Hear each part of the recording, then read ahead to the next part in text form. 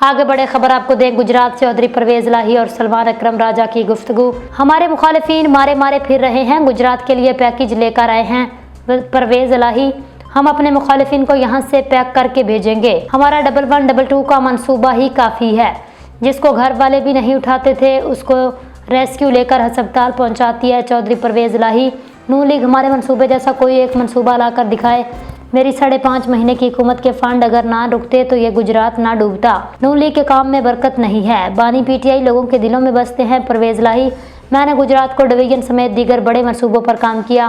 मैं अडियाला जेल से इमरान खान का पैगाम लेकर हाजिर हुआ हूँ। इमरान खान जेल में इसलिए बैठे हैं कि वो अवाम के हकूक का समझौता नहीं करना चाहते। हमारे अवाम दोस्त मंसूबों को इस अवाम दुश्मन हुकूमत ने चलने ना दिया। फंड खुर्द बुर्द किए सलमान अकरम राजा।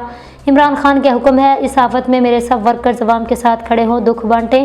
पीटीआई चौधरी परवेज इलाही के साथ खड़ी है सलमान अकरम राजा। नुमाइंदा गुजरात मिर्जा अवैस बेग। ये कहते हैं ना जी गुजरात में पानी आया इनकी वजह से। हमने जितने फंड दिए इनको वो इन्होंने लगाई नहीं इधर।